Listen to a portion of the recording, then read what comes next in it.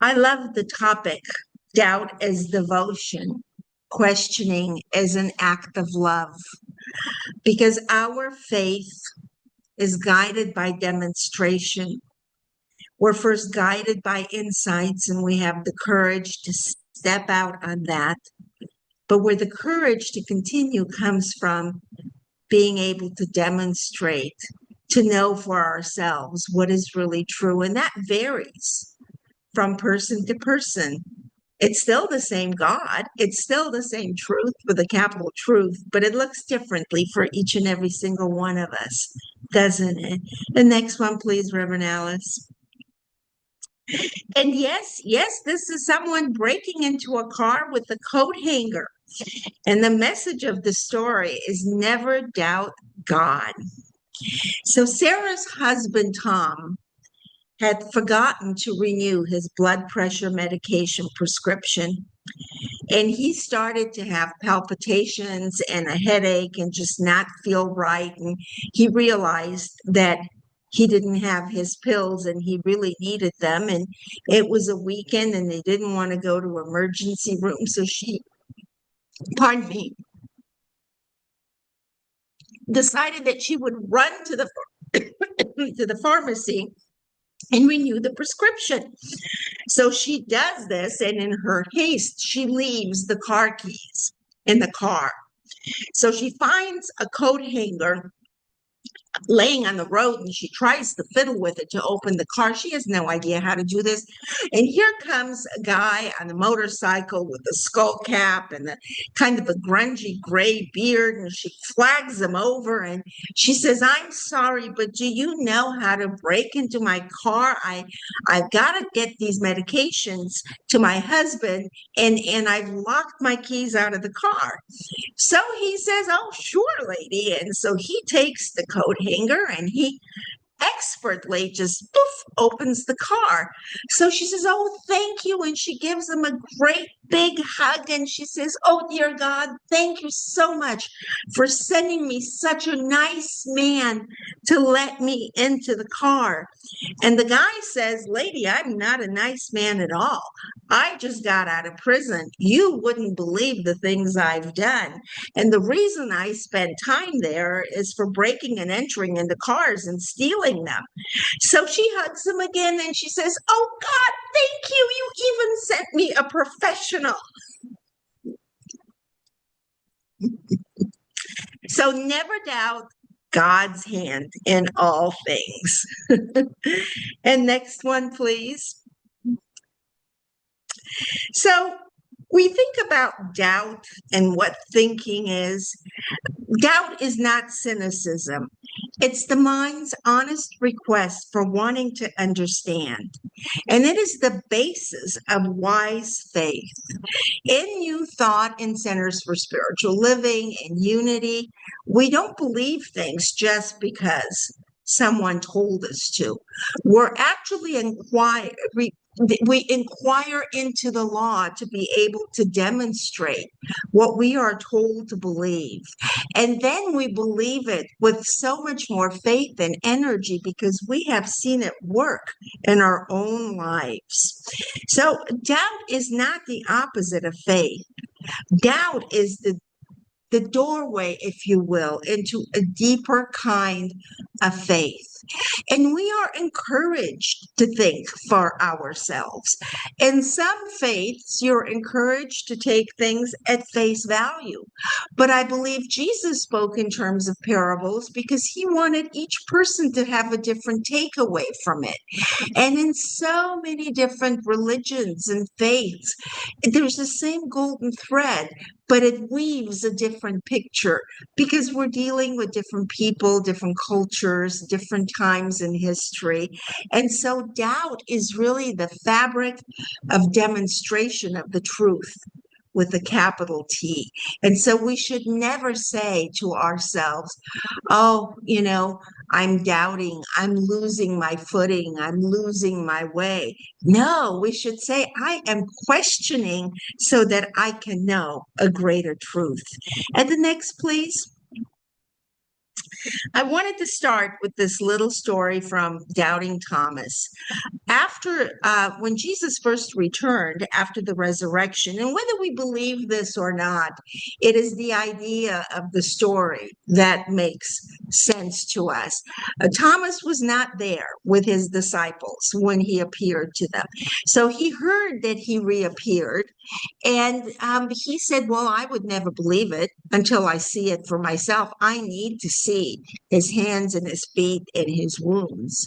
And so 8 days later, he reappeared and he was there, and the other disciples was there, and he invited them into a closed room. And he said to Thomas, I understand that you needed to see this. Go ahead. Go ahead. Touch my side. Touch my hands. Touch my feet. And Thomas did, and he said, my Lord and my God, and he didn't doubt anymore. Jesus did not return to say, how could you doubt me? He returned to say, I am meeting you with the greater truth where you are on your path. And so doubt is mind asking for verification. Even in the religion that today would ask us to blindly believe things, the truth of it before it became canonized in the form in which some are taking it today was one of questioning and accepting and providing evidence of the truth wherever one needed it. Next, please.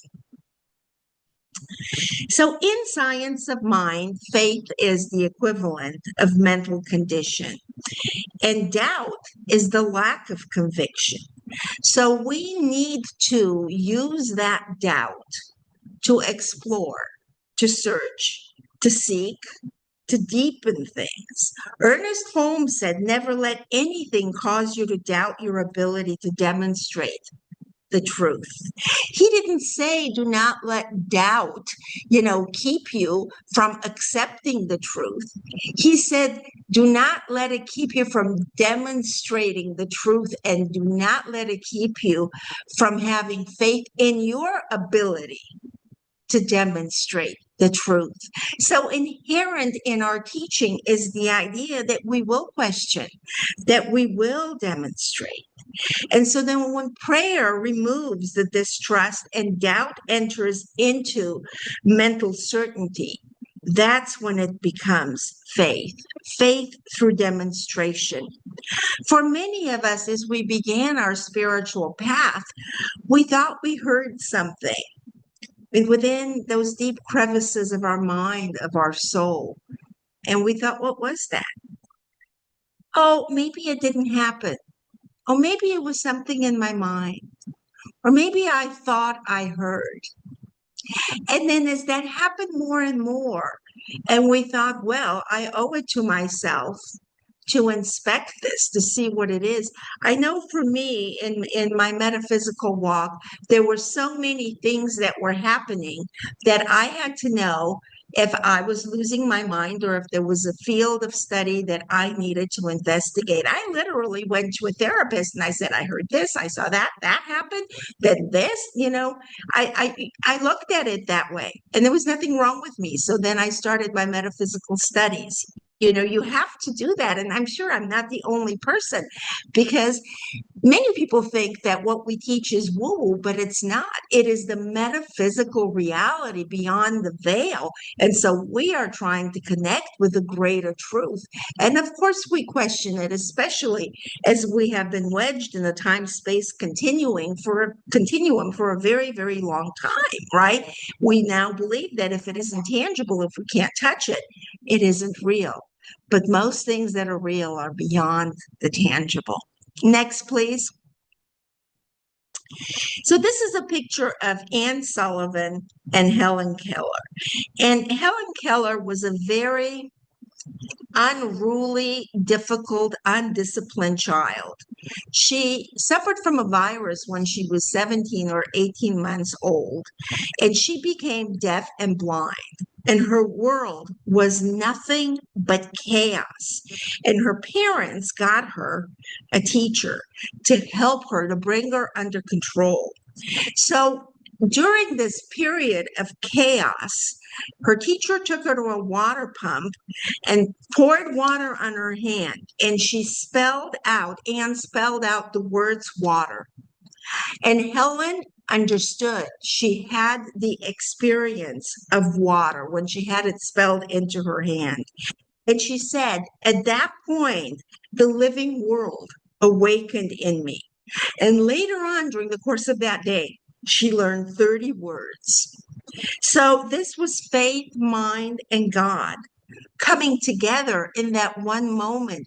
And all of her ill temper and her confusion and her anger and her unruliness was the soul seeking something so much greater that it didn't have the ability to express. And so, what next one, please? So, what she ended up doing during her lifetime is she wrote 14 books.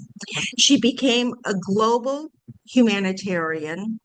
She did have a relationship with a journalist, and she never married because her parents, although they provided the tutor, felt that she could not be a wife. The responsibilities were too great for someone who was deaf and blind. And she said that was one of the greatest pains of her entire life. She traveled the world. She spoke to millions of people. She became an advocate for the disabled and an advocate for women's rights. And all of this came about because of this moment of understanding when her faith became her experience and her inner Christ, that divine presence that knows it is God, let her know that what she was seeking for, that understanding, that ability to communicate, that centering that gave her a way of belonging into the world and relating to others was there. And that satisfied her heart and her mind. And this is what she said again: the living world awakened in my soul, and the God in my mind, and the mind in my God became one. So, this is an example of doubt creating havoc, but necessary havoc, until the greater truth was there to become known. The next one, please. So faith is the deep trust that sometimes that something is meaningful and that it is worth reaching for. In her anger, in her discord, back of that was the lack of something that was born by faith. There has to be something. I have to find it. I don't know what I'm looking for, but I need to find it. And faith comes together in mind when the sudden clarity that her inner world was connected to a greater intelligence, to the presence of God. And then she felt as the source of that illumination. And she carried that with her.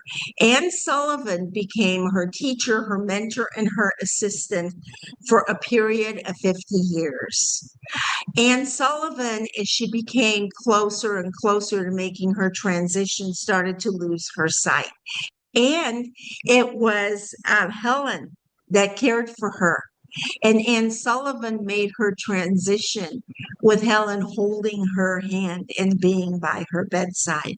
So this became a lifetime partnership that was mutually fed by recognition, love, support, and the idea of oneness. The one trying to find a way to connect with its other part to create something greater. Next, please. Here's a little bit more information about her. She was the co-founder of the American Civil Liberties Union. She traveled 35 countries as an international lecturer, met with world leaders. She became a champion of women's rights, labor rights, and racial equality. And she advocated for the blind worldwide, working with the American Foundation for the Blind for over 40 years. And she was a recipient of the Presidential Medal of Freedom in 1964. for her humanitarian impact. She went from that unruly, undisciplined, crazed little girl who couldn't find what she was looking for but knew that it was missing, to doing all of this wonderful work despite her disabilities. In fact, if not for her disabilities, she probably would not have been able to make advances in these areas on behalf of all others that were disabled, on behalf of women, and on behalf of those that were victims of racial inequality. So sometimes what we think is a turn for the worse is really that which we need, that little impetus to bring us into a different realm where our other senses can make us greater than we would have been had we had all of our faculties. Next, please.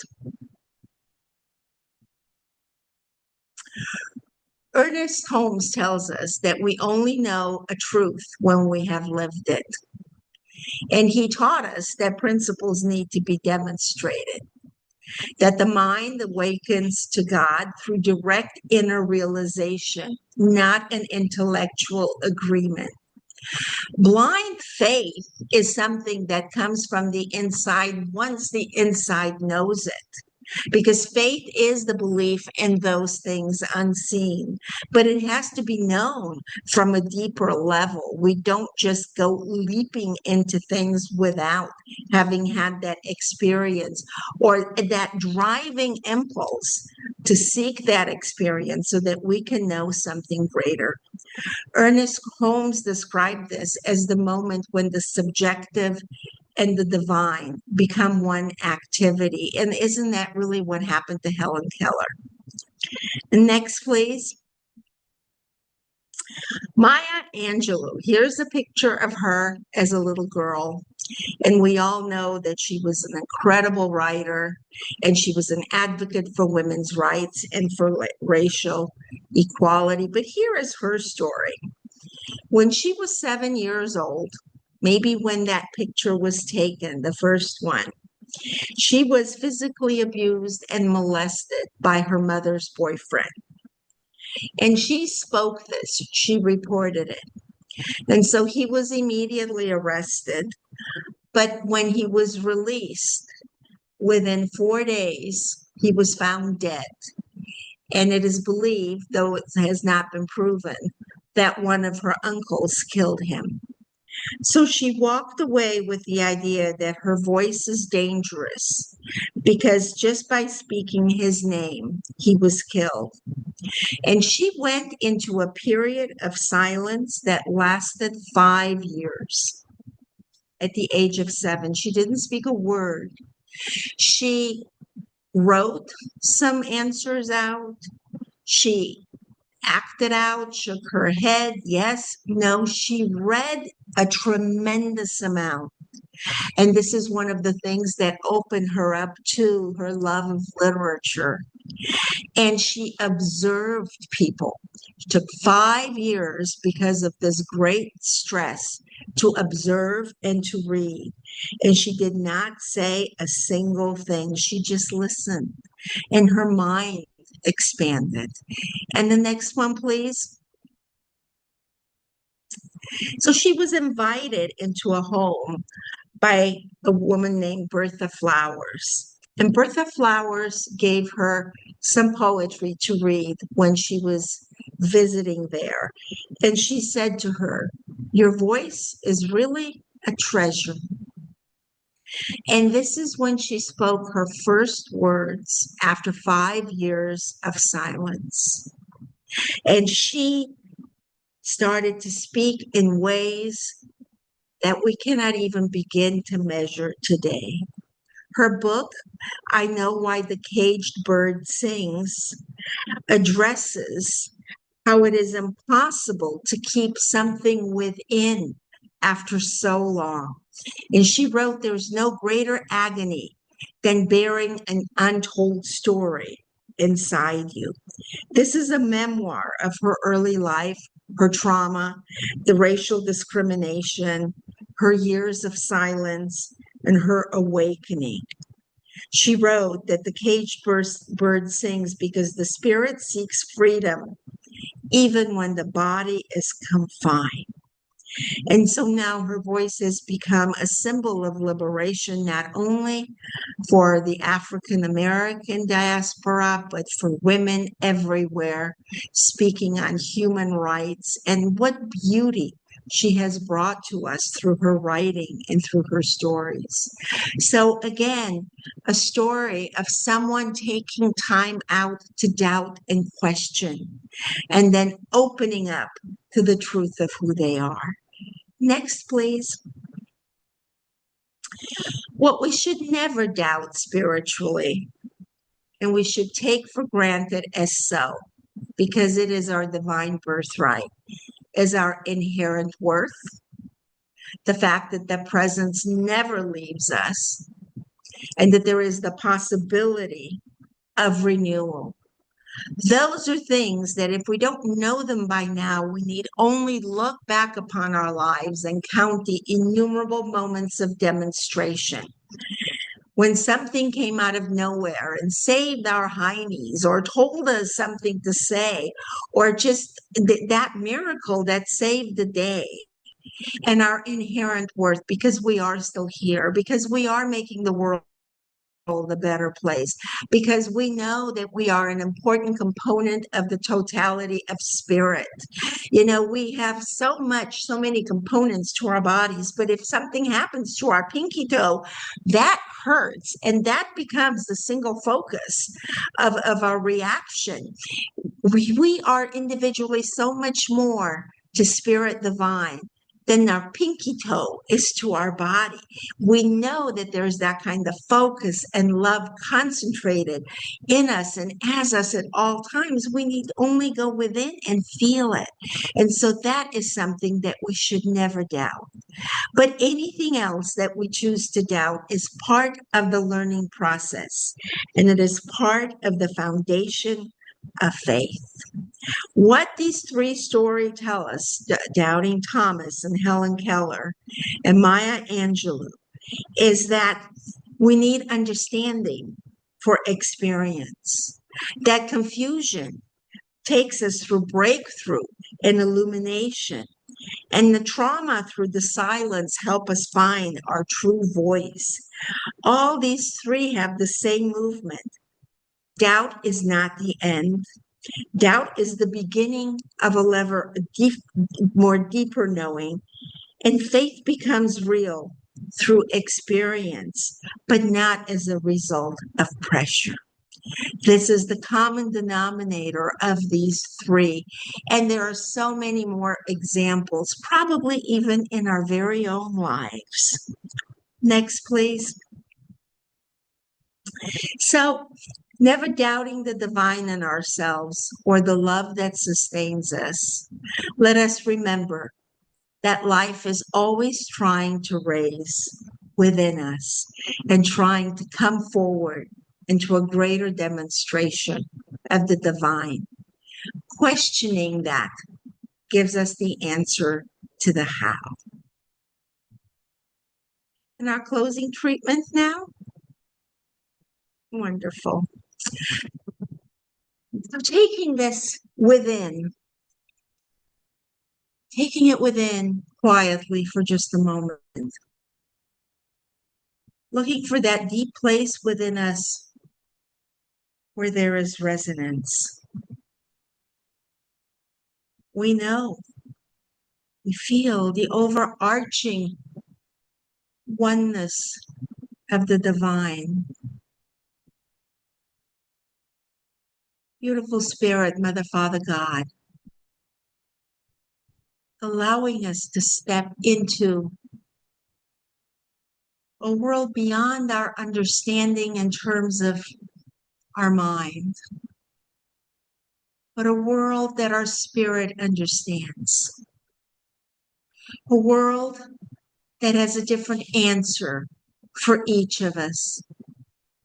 A world that invites exploration. And I know that the answer to all these questions is within each and every single one of us. I invite you to know that you know that you know, and to ask yourselves, what is that? And listen in silent gratitude for the answer, for it is there. Whether it is an answer to what to do today, what overarching greater truth is to be known, how to live our lives, how to deal with a situation, the answer is there.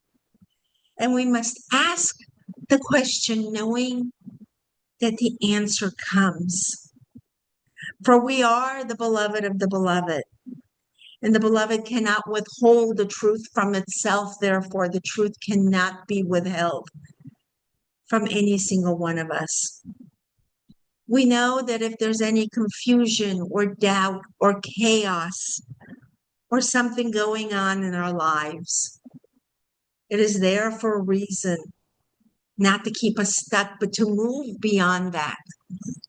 And again, I give thanks for recognizing that.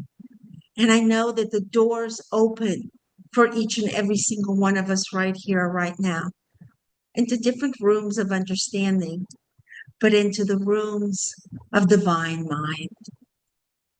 And so with these truths, this understanding, and the courage to doubt, the courage to question, and the courage to say yes to whatever the answer is, I just say thank you, beloved.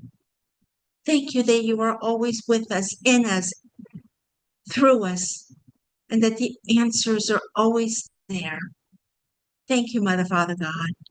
And now I release these words into the law from whence they came, back into the divine mind of spirit, knowing that it is already done, and it is so. And we affirm this together by saying, and so it is. Amen.